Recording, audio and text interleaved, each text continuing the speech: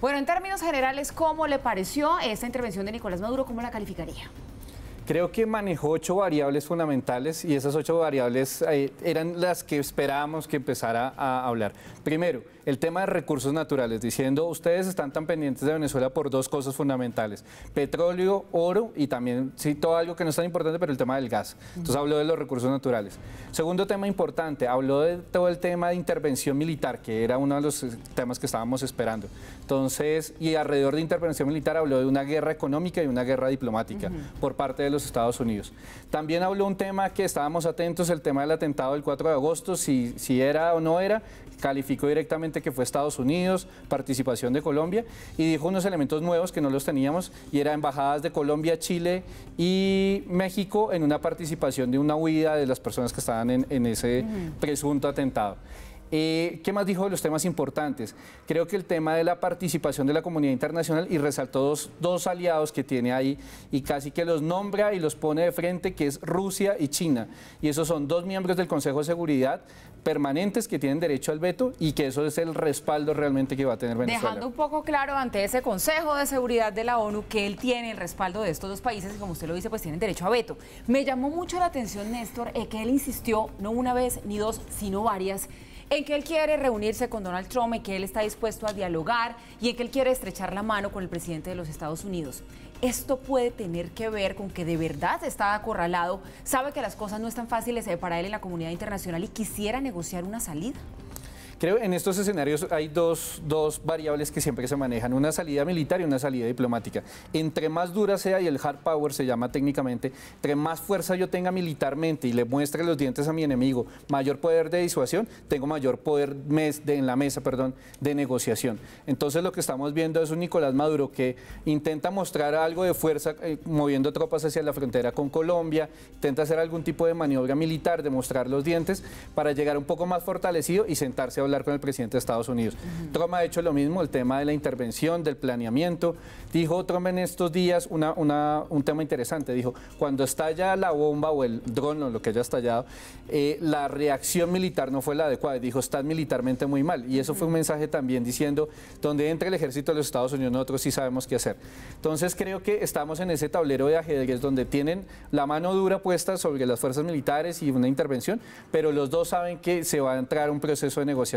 Así como pasó con Corea del Norte, lo que veíamos era amenazas, Trump hablaba del fuego insaciable de los Estados Unidos y finalmente se terminaron reuniendo. Entonces yo creo que esta va a ser una estrategia, digamos, de poder, pero también de sentarse a negociar, y vamos a ver qué podrían llegar a negociar estos dos. Pero entonces esa explicación que usted nos está dando, Néstor, puede tener que ver también con lo ambiguo del discurso, porque empezó dándole muy duro al tema del imperialismo de los Estados Unidos, que quieren ordenar el planeta, que quieren imponer sus leyes en el mundo entero, pero al final entonces le dice que sí, que dialoguen. ¿Eso tiene que ver con ese manejo del poder duro, del poder blando?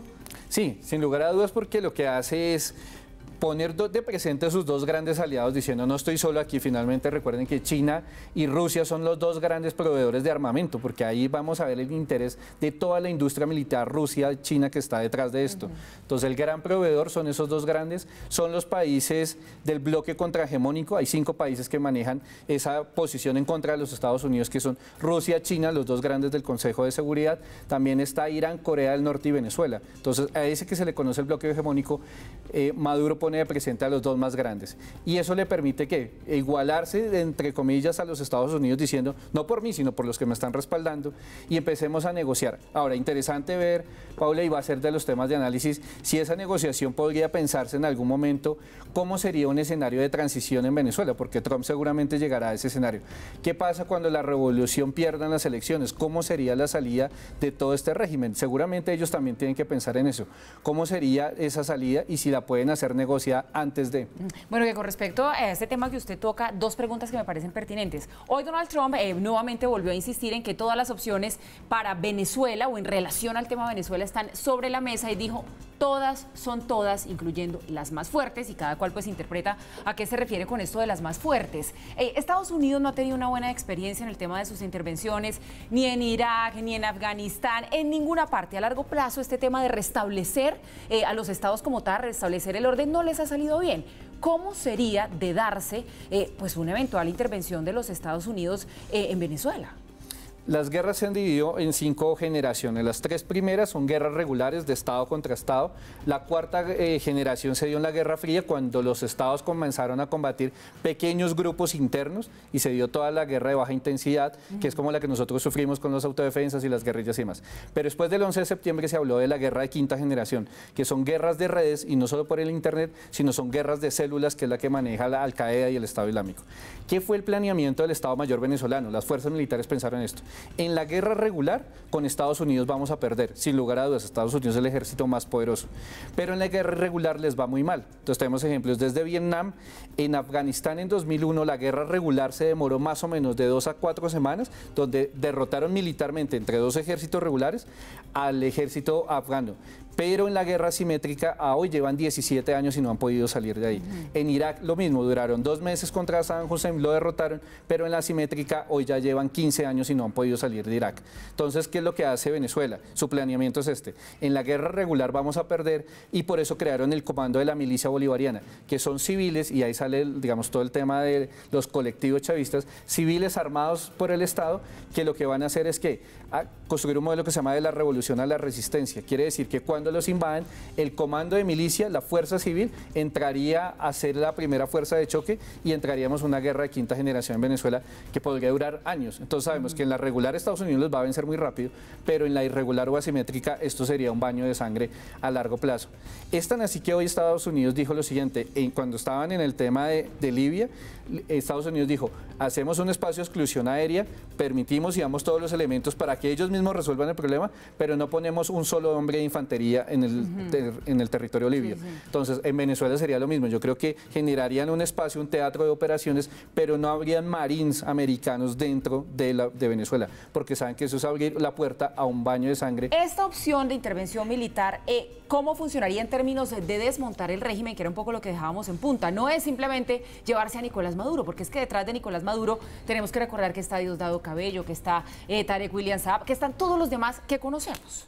Claro, no solo esto es una pirámide muy grande y Nicolás Maduro es la punta de la pirámide. Detrás hay toda una estructura que no solo ni siquiera el ala política que tú acabas de nombrar, también están los colectivos chavistas, y esos colectivos son los hombres armados que el presidente Maduro dice que pueden estar de 250.000 a 400.000 civiles armados. Digamos, les doy este número: las fuerzas militares de Colombia, que son las más grandes, más la Policía Nacional, suman 500.000.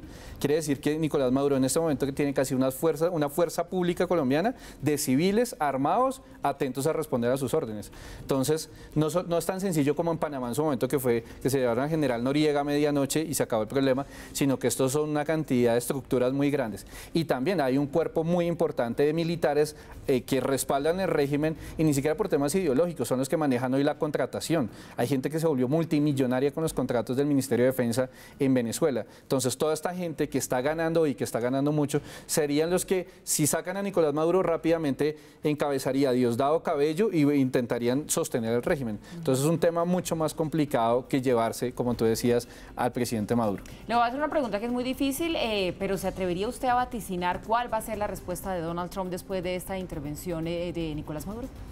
Creo que ya los dos se comprometieron públicamente, además en el escenario de Naciones Unidas, de abrir un espacio.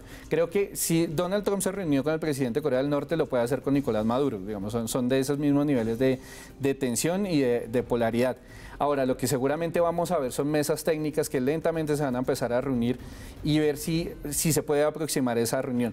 Pero creería que se podría dar, pero no en un corto plazo. Creo que esto va a ser más amplio, pero mientras tanto la tensión va a seguir en estos niveles. Pues qué semana la que hemos tenido por cuenta de los movimientos bien complicados en esta Asamblea de Naciones Unidas. Néstor Rosanía, director del Centro de Estudios en Seguridad y Paz, nos ha acompañado hoy para discutir, entender un poco más lo que pasó allí con esta intervención de Nicolás Maduro. Gracias, como siempre, buenas noches. No, gracias a ti y a todos nuestros televidentes.